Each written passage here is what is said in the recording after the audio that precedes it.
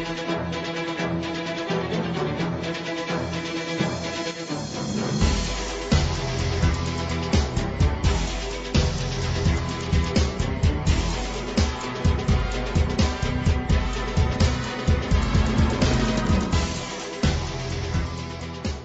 everybody, to the NFL Show on the Gruely Truth Sports Network. I'm your co-host, Mike Goodpaster. Right now, I'd like to welcome in my other co-host from the AFF Face-Off, Anthony Cervino. How you doing, Anthony? I'm doing awesome, Mike. How are you? Oh, I'm great. Cleveland Browns look as bad as the Bengals last night. The Cleveland Browns lose to the San Francisco 49ers on Monday Night Football, 31-3 last night. Jimmy Garoppolo, 20 for 29, 181 yards, 2 touchdowns. But I think the big story here, Anthony, Matt Breida, 114 yards rushing, Tevin Coleman, 97 yards rushing, and a San Francisco 49er pass rush is as good as we've seen all season. Harassed Baker Mayfield in an 8 for 22 night. Talk about an embarrassment of riches at the running back position.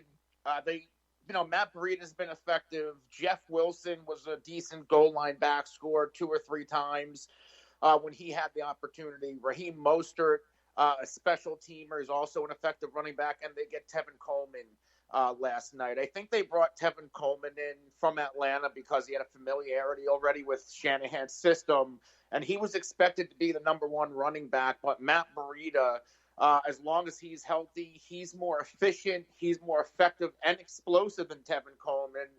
He's the number 1 running back on a team, but really you can interchange between the 3 of them, not including Jeff Wilson just yet. My biggest concern on offense is Jimmy Garoppolo, and I know he pitched a perfect game yesterday, but there's also those Jimmy Garoppolo games, almost the same way I feel about Jameis Winston and Josh Allen, that concern me with ball security and turnovers. But if Jimmy Garoppolo plays the way he did yesterday, I think it has a lot to do with how they run the ball. That offense is going to be just fine. I like to see a receiver break out. George Kittle finally had himself a game yesterday, but there needs to be somebody, whether it's Deebo Samuel or Dante Pettis, both second-round picks. One of them needs to really step up. And then you brought up their defense. Last night was a coming-out party for Nick Bosa, an early round, first-round draft pick. And then they have all the other additions they made to their pass rush, whether it's D Ford or Quan Alexander. This team is loaded. And you were the first one to really call them a Super Bowl contender. I am just now buying in because of what they did to the Cleveland Browns, who was their best opponent so far, but it wasn't even a game last night. So, yeah, the 49ers, how do you win in January is running and defense, and they can do both of them really, really well. Yeah, and you talked about Nick Bosa. Nick Bosa's stat line was 4 tackles, 2 sacks, a forced fumble, a fumble recovery, 4 quarterback hits, and about 3 million quarterback pressures. And I've seen a lot of his brother Joey. Nick is better, and that's saying something. Yeah, I do think Nick Bosa will be better. I don't know if he's there yet, but he definitely will be better than his brother. Yeah, I mean, he's just a high motor player. He doesn't stop. Yeah, and he's beyond a high motor player, because usually a high motor player, when you hear somebody call him that, I'm a Bengals fan, and guys like Jason Buck and all these guys were always high motor players, but he's a physical high motor player also. Another guy I think that really stood out to me was DeForest Buckner, who had a critical pass that he batted down. He also had a sack in the game. And the thing that really impressed me with Buckner is he hustles sideline to sideline as a defensive lineman. And this team, defensively, I think people are really sleeping on this team. And with the ability to run the ball, I think what you saw last night is when the defense plays like that, when they run the ball like that, Jimmy Garoppolo will play it within himself. So I think the comparison to him and Jameis Winston is a little over the top, Anthony. I don't think it's over the top. It's way over the top. I don't think Jimmy Garoppolo, he's very careless with the football. Maybe Josh Allen's a little bit better. No, I don't think Josh Allen's comparable either, because I think with Josh Allen, I don't think Josh Allen throws the ball as well as Jimmy Garoppolo. I don't think he reads a defense as well as Garoppolo. And we got to remember, Garoppolo missed an entire year. So I think we got to give him a little bit of time to get his feet wet. My only question with the Niners would have been the offensive line, losing Staley. But last night, the offensive line, I think, set the tone in this game. And in the first half, the 49ers averaged 12 yards per rush before contact. And that's pretty amazing, 12 yards before you get touched. But Matt Breida also had that 80-yard touchdown run. That pads that stat a little bit, but I get what you're saying. All right, how about this? If you take that away, it was still 7.7 yards before contact. Yeah. I mean, that's pretty much over the top. And as a Bengals fan, see the Bengals, Joe Mixon has like -7 yards at first contact. When we look at the Cleveland Browns, I think, number one, they're real lucky they're in the AFC North. But once again, if your offensive line sucks, you're going to have a hard time winning football games at a high level in the NFL. And the Cleveland Browns offensive line is really bad. Not even the offensive line, but, whether it's Freddie Kitchens and the play calling, Baker Mayfield recorded a 1.4 QBR. This is the same Baker Mayfield who people were ready to crown as a league MVP. If he took, all he has to do is get the Browns to the playoffs and MVP and throw for 30 touchdowns. He was 8 for 22 for 100 yards, 2 interceptions, sacked 4 times, 1.4 QBR. Odell Beckham Jr. threw a 20-yard pass yesterday. This is a wide receiver. I get it's a gimmicky play, but, that's what, 20% of Baker Mayfield's day. Yeah, and the guy 20%. The guy that stood out there for me for the 49ers was Emmanuel Mosley, which, I mean, he did a really good job, especially against OBJ. So this 49ers team is loaded, and when the question is asked, are they a Super Bowl contender? I would say this. At the start of the year, I picked them and the Eagles in the NFC Championship game. Right now, I'm not so sure that I wouldn't pick the 49ers to go to the Super Bowl because this is the most complete team in the NFC. They might be the most complete team in the NFL, Mike. Well, I'm never going to say that because Bill Belichick and Tom Brady are in the I get it. I mean, let's face it. The Rams were a more complete team than the Patriots last year, and the Patriots still beat them 13-3. So that's why I would say that. But this 49ers team is loaded, and, John Lynch has done a great job as the GM there. And the play calling, let's go to that because I think Sunday night and Monday night, we saw teams play football the way it used to be played. The Indianapolis Colts and the San Francisco 49ers basically played smashmouth football against teams in the Browns and Chiefs that are this new age, basically I like to call it Madden football crap. And when all's said and done, all things being equal, I think the team that plays smashmouth football is going to win the majority of the times. And I don't know why the NFL is so ate up with giving all these guys that are 35 years old, 40 years old, that want to go 5 wide receivers and throw the ball all over the place, still exist when you have Sunday night and Monday night to show you the way football's supposed to be played. You bring up play calling, and, on the box score, the Cleveland Browns were down 21-0 at halftime, 14-0 in the first quarter. At what point, Nick Chubb, the 49ers defense was coming into the game the best in the league against the run, and he still managed 87 yards on 16 carries. 14 points, 21 points even in the second quarter. Why do you abandon the run? When Nick Chubb is one of the best in the game, he's been running over good defenses, and he had an effective night against the best defense. Yeah, and you look back to the Rams throwing 68 passes last weekend where they only let Todd Gurley touch the ball 5 times. And, being down 21, I think it was 21-3 at the half. But being down 21-3 at the half, you could have still been running the ball. And Nick Chubb was 16 carries for 87 yards. That's over 5 yards per carry. Odell Beckham had carried the ball twice. So they ran the ball 18 times. But the thing that stands out here is with the 49ers' ability to run the ball, it forces teams to get desperate because when you look, there's 23 passing plays. They had 18 run plays. They were almost 50-50. The problem was they didn't have the ball enough to really get in any kind of a rhythm. And when you look over, that's 42 plays. When you look 29 pass attempts by the Niners also ran the ball 41 times. The 49ers ran the ball as many times as the Browns had plays almost. Does any of this go on Baker Mayfield?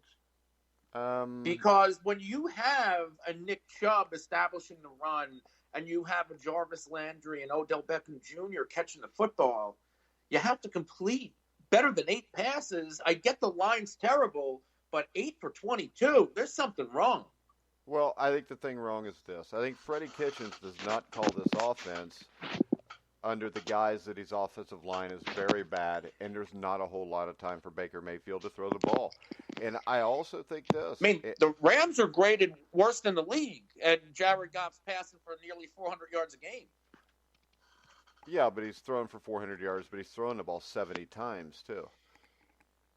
I mean, you throw the ball 50, 60 times. And the other thing is, when you've got leads on people, which people have had on the Rams over the last couple of weeks, they tend to allow a little bit more.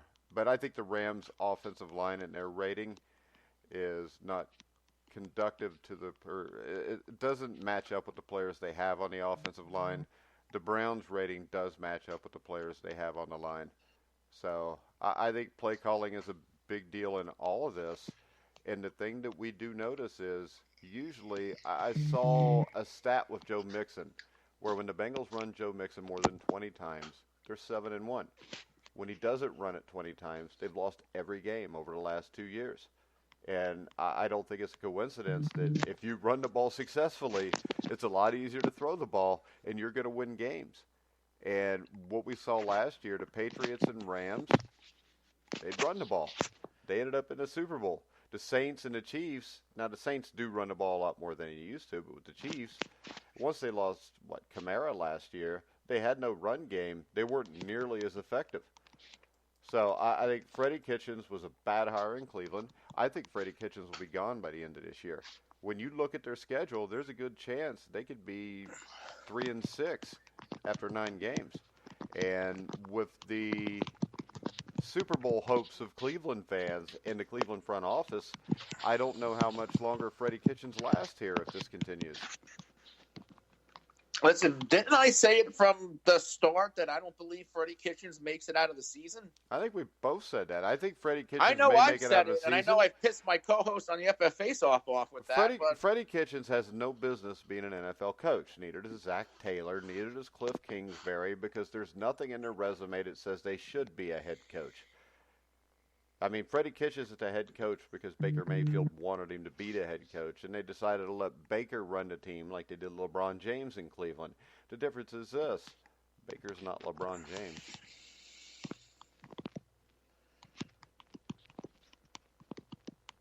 No, and I think people were trying to anoint him a little bit too early. All right, let's go. We have a question from a listener on Twitter direct message. This is John from Indianapolis. He wants to know why people are not saying that the Colts are Super Bowl contenders, and he wants to know if we think they are Super Bowl contenders. Anthony, I'll let you go first. I don't know.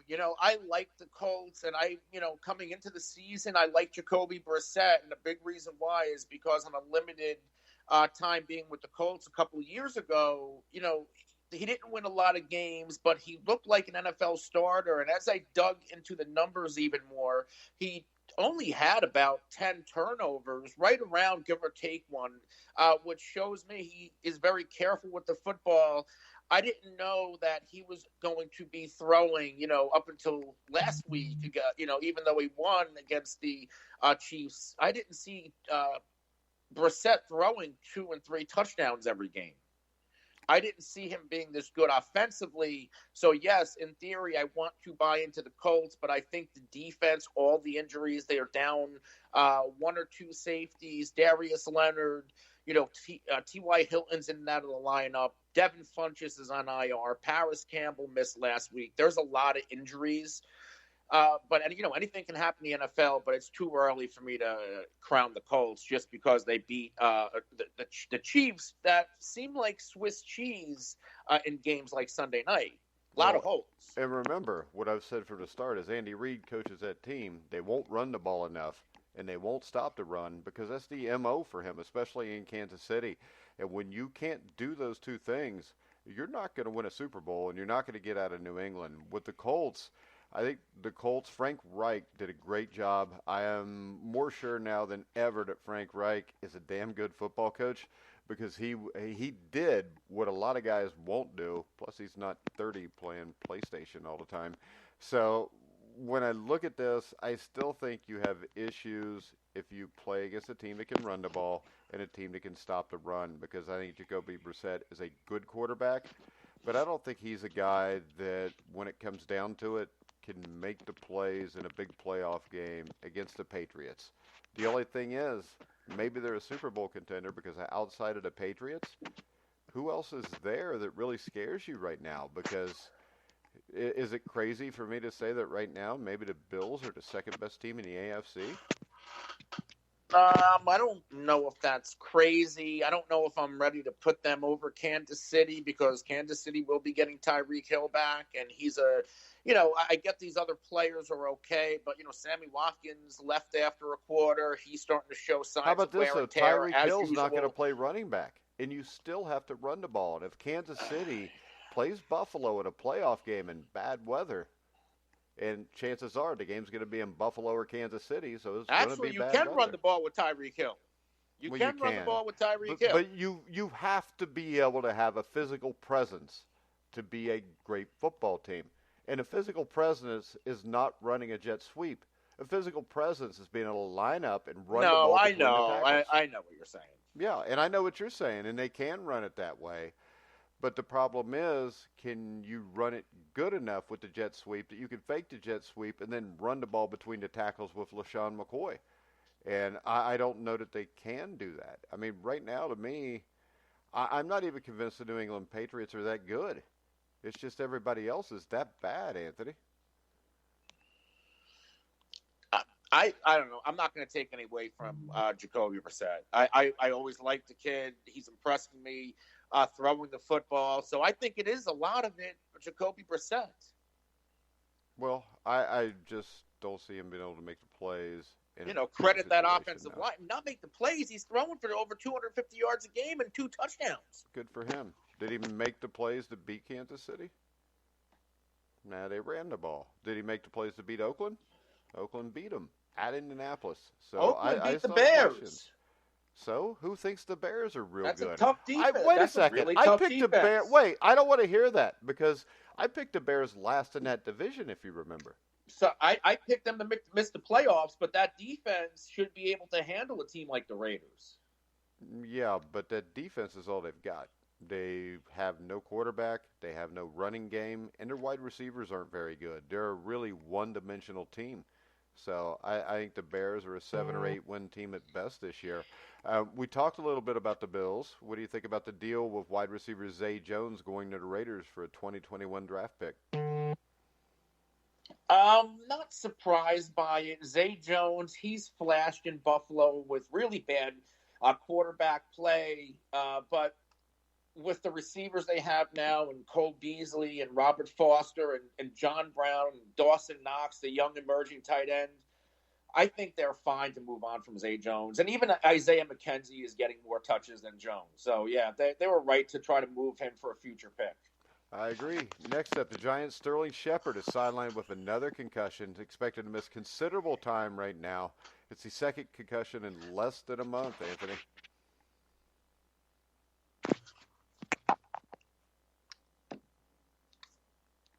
You broke up there. No, I didn't. You stopped listening. But Sterling Shepard was sidelined with his second concussion in less than a month, supposed to miss considerable time. So it seems like every time the Giants look like they might be onto something and they're getting some players back, it seems like something always comes up for this team right now.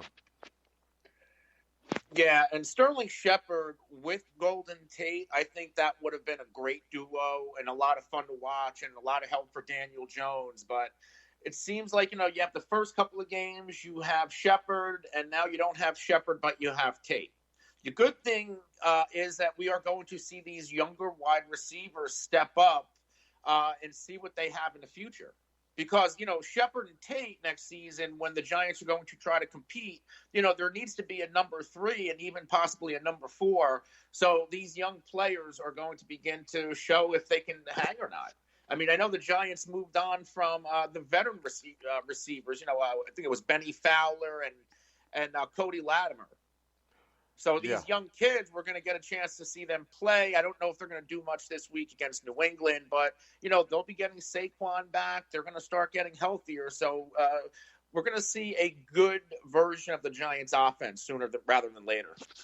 All right, and in Washington, it seems every time a Gruden leaves a job, a Callahan gets its wings, as Callahan was named the new head coach or interim head coach for the Washington Redskins. What do you think about this move? I mean, no surprise that Gruden was blown out. I think it was a move that they needed to do. I also think they should have fired Bruce Allen, but I don't know if he's ever going to be fired by Daniel Snyder at this point.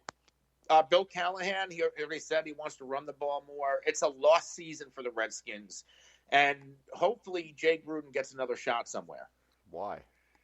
Because I think he got a bum rap in Washington. You can't blame Jay Gruden the only for reason he got injuries, the job. Poor general management, bad drafting. But he's you a can't shitty put that coach, on Jay too. Gruden. And Jay Gruden, that team was at least competitive up until this season.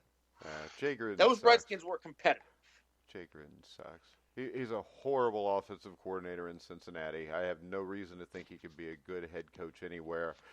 Your Dallas Cowboys will get to face Sam Darnold, who's been cleared to play this week. Anthony, are you now afraid? No, this is definitely a game that Dallas should win, but am I confident right now? No.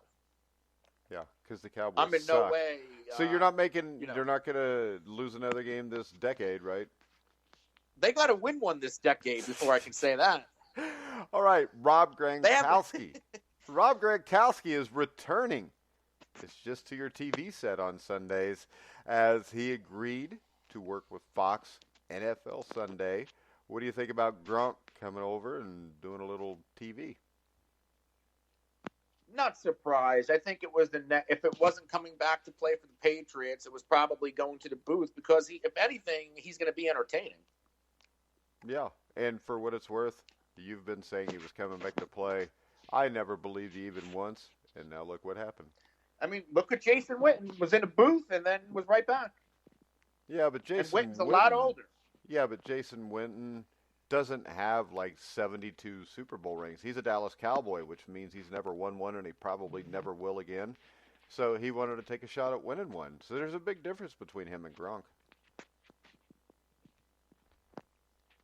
All right. Yeah, was that a low blow? Taking unnecessary shots. Was that a low blow? Yeah, but, I've taken unnecessary shots when the Eagles won a couple games, and I kept saying that they were the best team in the NFC East, and you kept saying they weren't, so now they're the best team in the NFC East again. The Eagles. Just agree with me. You want to. I mean, I can't. I don't know. I mean, they're both 3-2, so let's. Well, do you want to compare who they've played and who they've beaten? I mean, the Eagles lost to the Falcons. Want to go there? Yeah, I'll go there because the Eagles beat Green Bay in Green Bay, and you just got owned by them on your own field. Do you want to go there? I mean, Rodgers is 6-2 against that, 7-2 against Dallas. Some players just have the other team's number. Oh, okay. Dallas owned Brett Favre. Yeah, because that was in the early 90s, a lot of that, when Dallas owned everybody. But unfortunately for you and other Dallas Cowboy fans, it's no longer the early to mid-90s. Luckily for everybody else that it's not, too, by the way.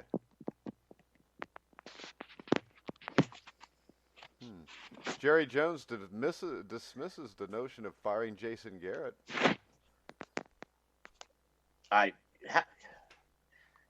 And what? And turning to who? Rod Marinelli or Chris Richard? Anybody. Who could be a head coach, but not mid-season. You can't. I mean, Jason Garrett, can at least get you into the dance. No, he can't. The dance is the Super Bowl. He can Okay, get you into like the junior high wild card dance. But this is the thing. If you're the Dallas Cowboys, is that good enough to just get to the dance?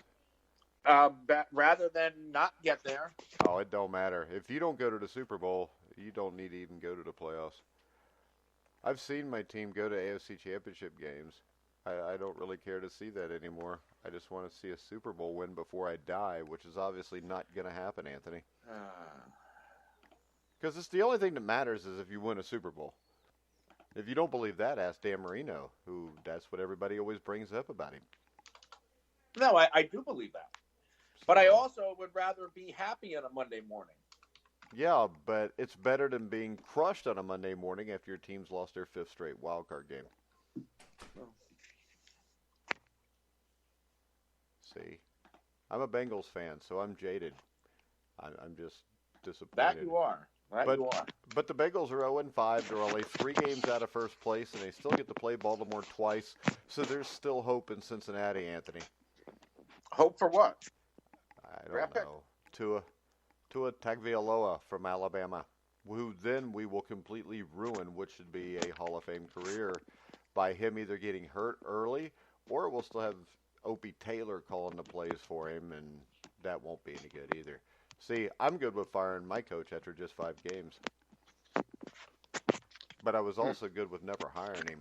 But anything else you want to talk about before we wrap it up, Anthony? No, I think we've just about covered everything. All right, taking some unnecessary shots. Oh, come on. I have to listen to you brag all the time when the Cowboys are doing good, so I don't want to hear it. Come on, how many times did we hear during that impressive 3-0 run over the Redskins, the Dolphins, and who was that other team you beat? Weren't they from the Big Ten? Didn't you beat Northwestern or something? Something like that. All right. So, Anthony, tell everybody where they can find the FF Face-Off. You will be able to find it on the Grilling Truth now once Anthony starts texting me when he tags me and stuff, so I remember to put it up. Everybody else sends me text to tell me that the show's ready. Well, I'll remember to do that. All right. But tell everybody where they can find the FF Face-Off and when you will be live again with Mike Hoff. You can follow me on Twitter at The Real NFL Guru. You can follow the show at the FF Face-Off, and you can get the show anywhere you can get a podcast, and we will be live today right around 1:15 or 1:30 on YouTube, Twitch, and Periscope. All right, very good. You can follow the Grilling Truth at Grilling Truth. You can find all of our shows on iHeartRadio, Spotify, Spreaker, Stitcher, YouTube, TuneIn, wherever you find podcasts, you'll find the Grilling Truth.